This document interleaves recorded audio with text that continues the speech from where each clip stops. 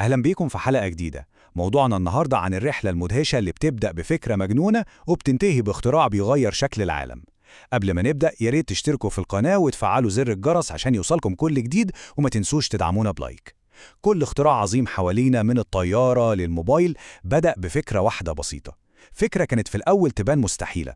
النهاردة هنكتشف مع بعض إزاي الخيال الجامح بيتحول لاختراع ملموس بيغير حياتنا كلنا. سؤال ممكن يبان بسيط، صح؟ يعني مين فينا وهو صغير ما تخيلش إنه بيطير في السماء زي سوبرمان؟ لكن الحلم البريء ده بالذات مجرد التفكير فيه كان هو الشرارة الأولى لواحدة من أكبر القفزات التكنولوجية في تاريخ البشرية كلها. الطيارة والتليفون والعربية، الكمبيوتر، كل الاختراعات دي بنتعامل معاها دلوقتي كأنها حاجة طبيعية وموجودة من زمان. لكن لو رجعنا بالزمن لورا هنلاقي إن كل واحدة فيهم بدأت كفكرة كانت بتعتبر وقتها مستحيلة ويمكن كمان سخيفة في نظر ناس كتير. خلينا نبدأ رحلتنا بالجزء الأول، الحلم المستحيل. هنا بتبدأ القصة كلها. السؤال هو إزاي فكرة الناس كلها بتوصفها إنها مستحيلة بتقدر تتحدى الواقع وتفرض نفسها عليه؟ ناخد مثلا قصة الأخوين رايت المشهورة. القصة دي ما بدأتش في ورشة مليانة معدات، لا خالص. البداية كانت جوه دماغهم، كانت مجرد رؤية مشتركة وحلم عنيد إن هم يقدروا يطيروا بحرية في السماء زي الطيور بالظبط. لازم نتخيل الموقف في وقتهم. فكرة إن بني آدم ممكن يطير دي كانت حاجة أقرب للجنون. الناس كانت بتشوفها خيال مستحيل يتحقق. لكن اللي فرق هنا كان حاجتين: الإصرار والعلم. الاتنين دول مع بعض هم اللي خدوا الحلم ده من خانة المستحيل وحطوه في خانة الواقع اللي بنعيشه كلنا النهاردة.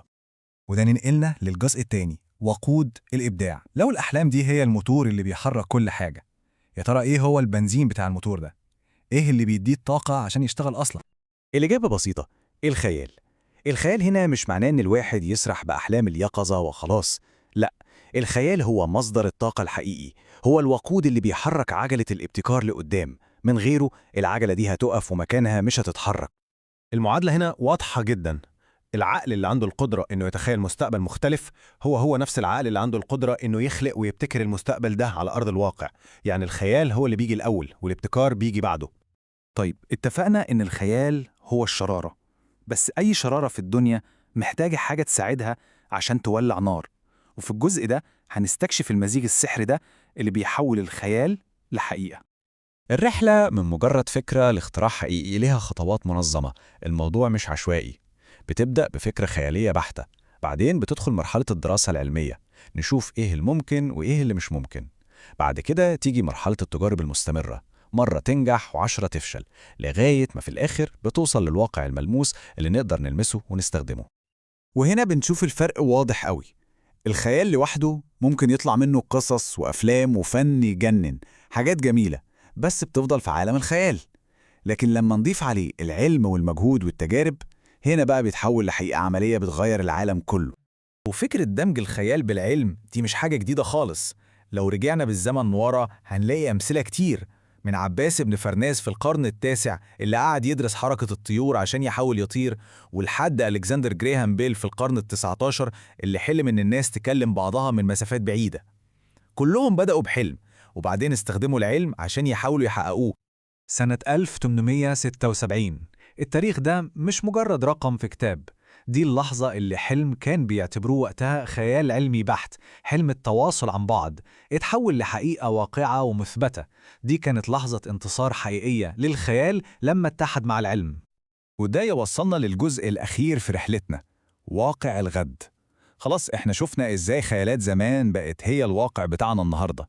السؤال دلوقتي: يا ترى خيالات النهاردة شكلها ايه؟ وايه اللي مستنينا في المستقبل؟ لو بصينا على التليفون كمثال هنفهم القصة كلها. بدأ الموضوع سنة 1876 بأول صوت بيعدي في سلك. شوفوا بقى وصلنا لإيه النهاردة: مكالمات فيديو من أي مكان في العالم، من جهاز صغير في جيبنا. جراهام بيل نفسه لو كان عايش وشاف ده ما كانش هيصدق إن حلمه وصل للمرحلة دي. والسؤال اللي بيطرح نفسه: بكرة بقى شايلنا إيه؟ وده بيسيبنا مع أهم سؤال في الحلقة كلها: إيه هي الأفكار اللي بنعتبرها النهاردة مستحيلة أو مجرد خيال علمي وبكرة هتبقى جزء عادي من حياتنا؟ يمكن الإجابة على السؤال ده موجودة في خيال حد فينا دلوقتي. أحب أعرف رأيكم في المحتوى ده. لو عجبكم ادعمونا بلايك واكتبوا رأيكم في التعليقات، ولو تحبوا ترشحوا موضوعات معينة للحلقات الجاية اكتبوا لي في التعليقات وهنحاول نلبي الترشيحات دي في أقرب وقت. وما تنسوش تشتركوا في القناة وتفعلوا زر الجرس. وإلا هنا أعزائي تنتهي بنا أحداث هذه الحلقة الممتعة، وإلى أن ألقى بكم في الحلقة القادمة، لكم مني أطيب المنى وأستودعكم الله.